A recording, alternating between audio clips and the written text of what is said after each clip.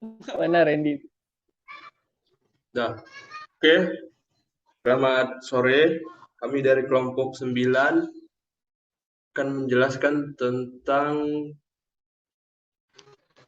perencanaan drainase jalan raya. Di sini kami terdiri dari 4 orang.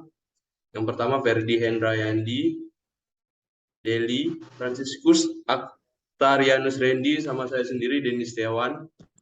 Untuk penjelasan lebih lanjutnya, saya silakan kepada kawan kita Ferdi Hendrayandi untuk menjelaskan yang pertama. Silakan.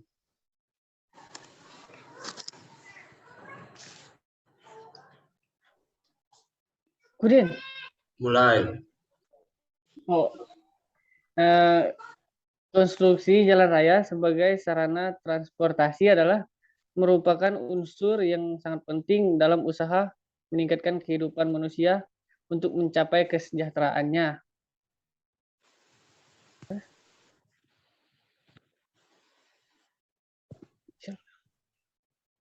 Drainase adalah lingkungan atau saluran air di permukaan atau di bawah tanah, baik yang dibentuk secara alami maupun dibuat manusia. Dalam bahasa Indonesia, drainase bisa merujuk pada parit di permukaan tanah atau gorong-gorong di bawah tanah. Drainase berperan penting untuk mengatur suplai air demi mencegah banjir. Drainase merupakan arti mengalirkan, menguras, membuang, atau mengalirkan air.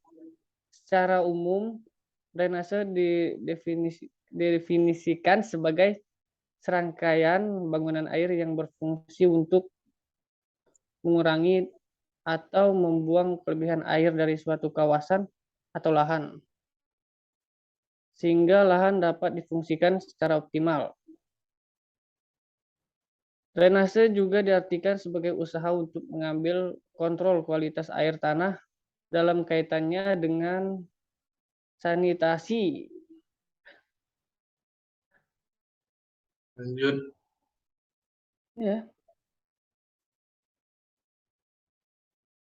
Drainase jalan merupakan salah satu fasilitas dasar yang dirancang sebagai sistem guna memenuhi kebutuhan masyarakat dan merupakan komponen penting dalam perencanaan kota, perencanaan infrastruktur khususnya ya. Berdasarkan fungsinya, drainase dapat diklasifikasikan menjadi dua, yaitu satu, drainase permukaan. Drainase permukaan ialah sistem drainase yang berkaitan dengan pengendalian air permukaan. Sistem drainase merupakan pada konstruksi jalan raya pada umumnya berfungsi sebagai berikut. Membawa air hujan dari permukaan jalan ke permukaan air, menampung air tanah, dan air permukaan yang mengalir menuju jalan, membawa air menyeberang jalan secara terkendali.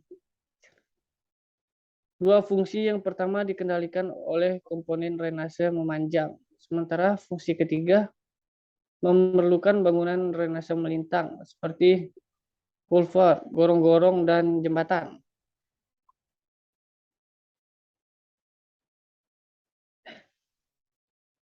Dah Randy. Lanjut Randy.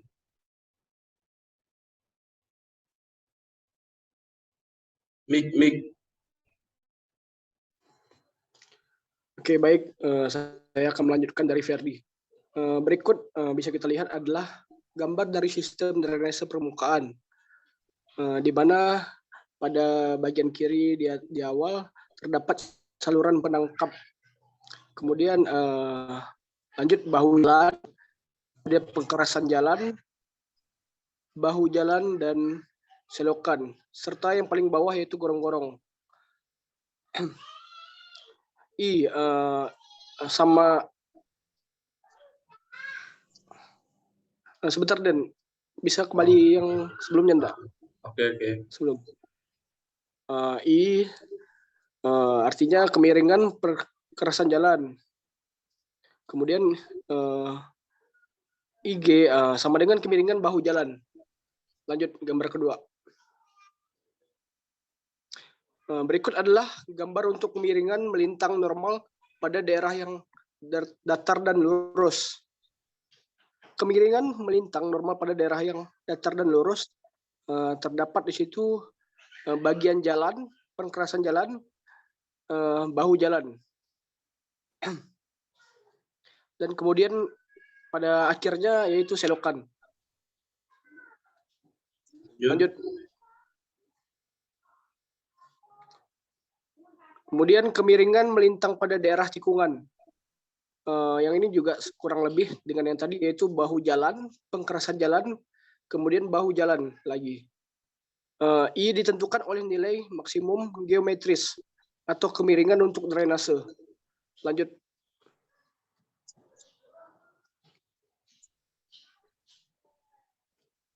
Nah, berikut merupakan gambar dari contoh-contoh untuk tipe-tipe penampang selokan sampingnya lainnya. Contoh-contoh tipe penampang selokan yang lainnya bisa kita lihat pada gambar tersebut. Yang pertama ada penampang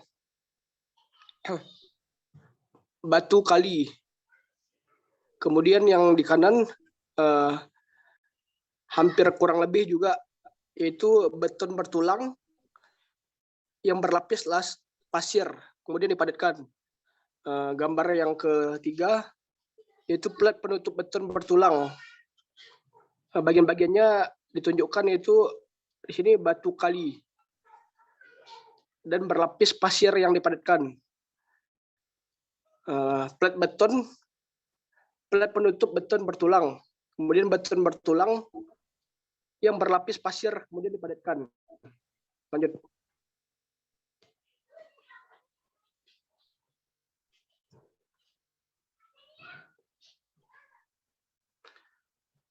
Untuk penyederhanaan desain penampang saluran samping, terdapat ketentuan-ketentuan yang ditentukan dimensi saluran samping tanpa pasangan.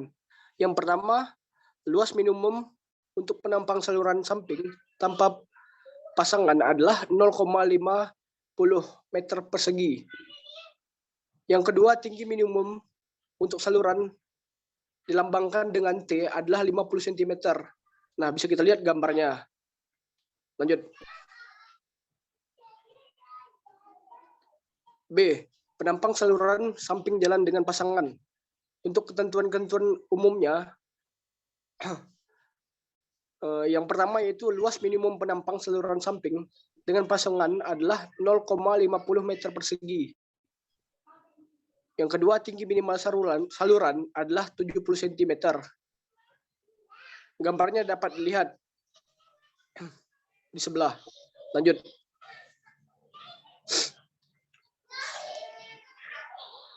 Kemudian yang kedua ialah drainase bawah permukaan.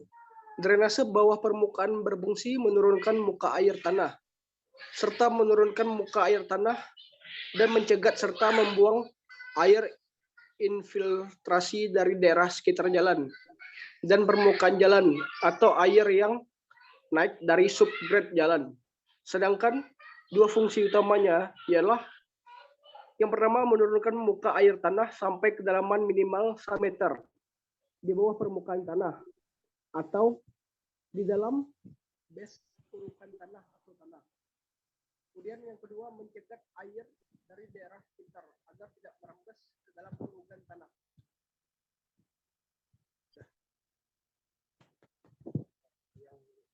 Kemudian pada prinsip-prinsip perencanaan drainase jalan. Di situ ada yang pertama yaitu daya guna dan hasil guna. Untuk daya guna dan hasil gunanya, perencanaan drainase haruslah sedemikian rupa sehingga fungsi fasilitas drainase sebagai penampang, pembagi, dan pembuang air dapat sepenuhnya berdaya guna dan berhasil guna. Kemudian ekonomis dan aman. Pemilihan dimensi dari fasilitas drainase haruslah mempertimbangkan faktor ekonomis dan faktor keamanan. Dan juga yang terakhir adalah pemeliharaan. Pemeliharaan tersebut meliputi perencanaan drainase yang harus mempertimbangkan pula segi dari kemudahan dan nilai ekonomis dari pemeliharaan sistem drainase tersebut. Lanjut. Dapat dilihat di sini adalah gambar dari contoh perencanaan drainase dari data kondisi. Lanjut. Untuk bagian-bagian detailnya pada gambar tadi mungkin bisa dilihat sendiri. Oke, lanjut. Lanjutin.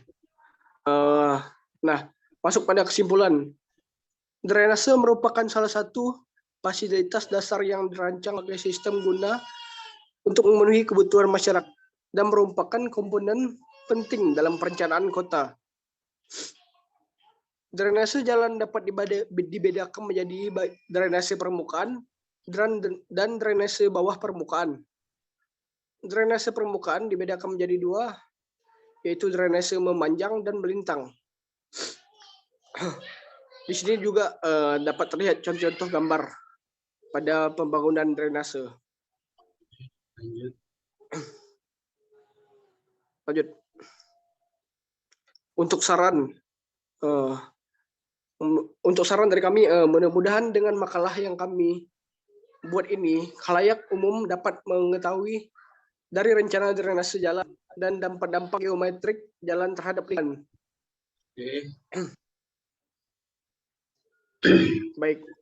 Baiklah, sekian presentasi dari kelompok 9. Mohon maaf jika ada sesuatu yang kurang jelas, dan juga mohon maaf salah satu anggota kami tidak bisa menghadiri untuk Zoom untuk menjelaskan PowerPoint tentang makalah kami. Sekian penjelasan dari kelompok kami. Saya Dendi Setiawan dan dua teman saya, yaitu Ferdi Hendra Yandi dan Franciscus Actarianus Randy, mengucapkan terima kasih.